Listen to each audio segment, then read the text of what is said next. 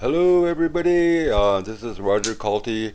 Going to give another little presentation here and basically some real indigenous history that is really not known by natives, let alone modern man. What I'm going to show here is the Mound Pyramid Connection. What do I mean by the Mound Pyramid Connection? What I mean is that how the mounds up here in North America, or what you call Turtle Island, how they're connected not only in trade but also in exact latitudes and longitudes to the pyramids down in Mexico, Chichen Itza, Merida, Edna, places like Teotihuacan, Cayatl, El Tajín, and these are all Mesoamerican pyramid people.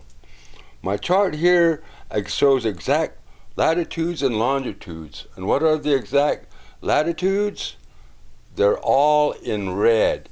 39, 39, 39, 39, that's all one latitude. The other one that's in green, those are longitudes, 90, 90, 90, 90, 90, 90, 90, 90, 90, 90, 90, 90, 90, all the way down to Edna, which is down here at 90 degrees as well. So now you can see that these are longitudes, the green ones, and the red ones are exact latitudes. To begin this thing with, I want to make a connection with how the people, and I want the people down there in Maya Ab or Belize or the Yucatan and the Maya of that area to pay close attention to what I'm going to show here. Because down the road, when trade is reestablished, we're going to need your help to make the connection, to make things work from a place called Edna, which translates into the house of the Itza. And this connection down there is why it's so important. From this place called Edna, right here, an arm goes all the way up here to the Sandia Mountains, which is right in my own backyard here, or all the way up here to the Cahokia Mounds up here in St. Louis. There's a Cahokia-St. Louis connection to Edna, direct. See, Cahokia, 38 latitude, 90 degrees longitude.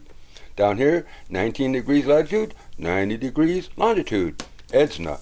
But also from Edna, it goes all the way towards the Atlantic to a place called Clearwater, Florida, or a place called Crystal Springs. What is that Crystal Springs? It's at 28 degrees latitude, 82 degrees longitude, which is right out in this area right here.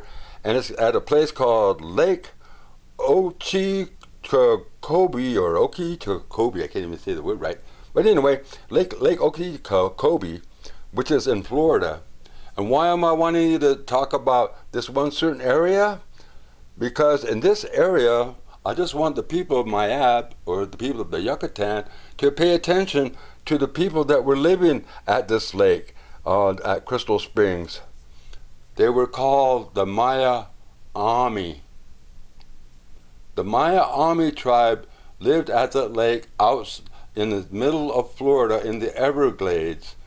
And the Maya Ami evolved into the modern world called Miami. Sound familiar? So I was trying to explain to the Maya that there's a direct connection between the Maya Ami of here and the Maya Ab of down there. And now hopefully with this line here, where it shows it goes from Edna that way, it'll show you the connection. And all these other lines are connected, like the Omekoki National Monument in Georgia. It's connected too. Why did I know it's connected? You go all the way down this line, it goes to Veracruz. Where's Veracruz? That's down there in Olmec country. So you got another direct connection from Veracruz on the coast of Mexico all the way up to the Okeechobee National Monument in Georgia. I think there was a guy named Richard who was trying to explain that there were Maya in Georgia. He was right.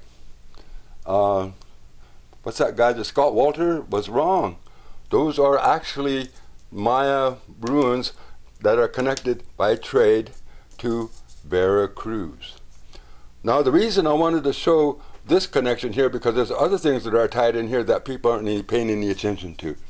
If you go all the way down here to Chache-Conchoco, right here, which is at 18 degrees, 99 degrees longitude, right there, and you go to the next diagonal one, it's 19 degrees latitude, 98 degrees longitude. What is connected to that place?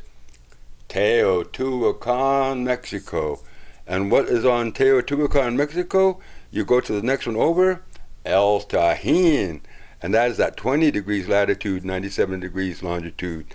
But if you keep following up these latitudes and longitudes, it takes you to the Chandelier Islands, which is outside of Louisiana, or right outside the Mississippi River.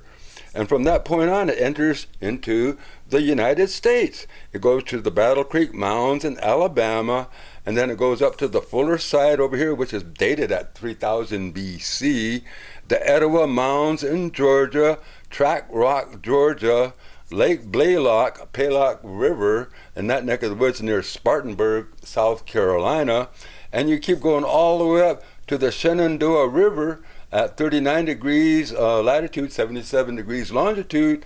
And where is this place located? Just right outside of Baltimore, Maryland, and Washington, D.C. Now, if you go over here to the Newark, Ohio Earthworks, 4082, and then you go diagonally to this, 3983, which is 39 degrees latitude, 83 degrees longitude, it takes you to a place called Serpent Mound, Ohio. And where is this connected to? You follow this trade route all the way down, and it takes you all the way through here, and it takes you to the mouth of the Rio Grande. So if you go from the Serpent Mound along this alignment, it takes you to the mouth of the Rio Grande. And well, Hopis have a story about coming from the Serpent Mound and then coming up the Rio Grande. And how do I know they went up the Rio Grande? This is the route they took. And what is at the end of this route? The Sandia Mountains. And what is at this? The Rio Puerco. And where does the Rio Puerco River end at? Outside of Chaco? No. It ends in Hopi, right outside Oribe, the center place.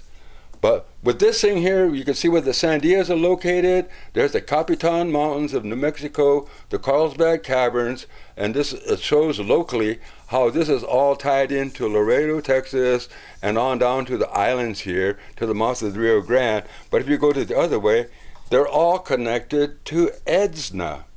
Edsna was a real important major hub for all of this to come together. And what is the other major hub? Cahokia. Because look, the arrow is going this way, the arrow is going that way, and the trade is going this way. So Cahokia and Edsna were connected as major trade points from the Maya down to Mesoamerica to us here in Illinois to the Cahokia Mounds, which is located at 38 degrees latitude, 90 degrees longitude, to Edsna, or the House of the Itza, which is at 19 degrees latitude and 9 degrees longitude. And so this little map right here, it gives you the whole layout of how all of these pyramids and ancient moons of Mesoamerica not only were connected by trade, but were connected exactly by exact latitudes and longitudes. In other words, mounds and pyramids marked exact latitudes and longitudes like a GPS. Like if you notice, Watson Break, Poverty Point. Look at this one, Cahokia over here. You go up to 39, where does it go? Spiro Mounds. What is in Spiro Mounds? It was the trade route for the Comanche. And what did the Comanche do? They did their trade going through Texas. And where did they go through? They went through Rockwall, Texas. And what's in Rockwall, Texas? An underground wall that they're thinking is natural. Nah, it's part of this trade point. And it's out by Glen Rose, Texas, which has human tracks as well as dino tracks in the same place. So if you keep going down from Spiro Mounds and the Comanches, I could tell you exactly where they were going. The Comanches were trading from Spiro Mounds all the way directly down here to Mapimi, now you're in the mainland of Mexico, and where did it end terminate at? Durango, Mexico. There was a direct trade of the Comanches from Durango directly to the Spiro Mounds, the other connection. I haven't gone into the other ones, which is over here. This is to Hopi, this is Coyami, to Monterey, to Tampico, and over here to Palenque. From Palenque, it goes to Oribe. And what did they talk about in Hopi? They said they came from a city of red. And what was in Palenque? All the tiles on their roofs in Palenque were colored red. So they refer to it as the Red City now, the archaeologists. Yes, as the Red City. So with what I just showed you right here is the direct connection from like the Manitou Cliff dwellings way out here in Colorado all the way up to Baltimore, Maryland, and the major trade routes of how we traded with exact latitudes and longitudes to the ancient tribes of Mesoamerica. Well, you just explained where the Hopi came from. I don't think even the Hopi know where they came from, but they don't have this chart. Well, the other thing I think is interesting is that Quinault Parker was the last Comanche he was actually the last band of any natives to roam in the United States, and he actually got hurt down in Mexico. He was healed by a curandera with peyote and the sister plant, and then he brought those songs back to the United States, and so that spread from down south Oklahoma all the way up to Canada, and then came back down south along the Rocky Mountains, and that was the Native American Church, which today is considered a pan-Indian religion, and the different tribes carry it out in different ways. But Quinault Parker, who was Comanche, was the one who did, and I kind of think that he was probably on this route. He knew. No, exactly. You go to Durango, it's right outside of where the peyote fields are. Come on. Okay. Well, I haven't been to Mexico, so I don't know that, Raj. There's a lady named Mary Comanche who's trying to establish the Comanche trade routes. This one shows the exact latitudes and longitudes that they took to get to Durango, if they're ever interested. So if we exercise our traditional way of life, then part of that is if we trade along these trade routes, we can't be taxed. Yes, because it's part of our tradition, and under that being our culture and tradition, they have no reason to tax, let alone to interfere with what we're doing. All we got to do is establish what I'm showing here, that we created something that was totally separate from the Western world. And what is that? 13 times 2 is 26. And what is that number? It's totally Mesoamerican. And what do you do with 26? You divide it by 16. And what is 16? It's the Zia symbol from New Mexico. And it makes the number 1.625, the real number for the golden mean ratio. Times 2, 9.25, the real number for pi. And that's how all these are found out here, is that 3.25 basically separates, like this is the layout. 3.25 is used to lay out this latitude and longitude system that's indigenous, but it also perfectly correlates to modern GPS latitudes and longitudes because of the 4 that's in the 16. So that conversion equation basically correlates it to the modern 12-base time and space system. While our black and our yellow and white brother, they have no idea that the system even exists. It's so far outside of their system. And that's why you're calling it the real pi, because you can't use 3.14, I don't know what, going off into infinity to find actual cities in the world. You can't find global locations with it.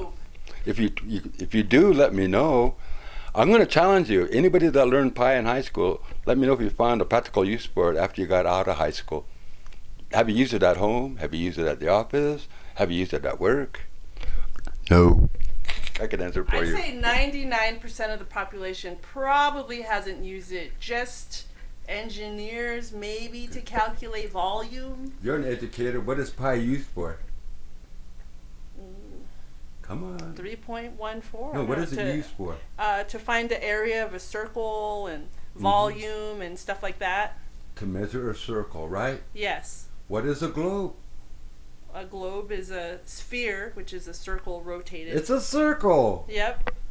It's, and then the way I'm using these numbers, it's able to locate all of those places on that circle or globe. 3.25 is how you have mapped this out, and so people can look at your book, or they can look into your past videos to find out more about that. It's an indigenous way of dividing a circle.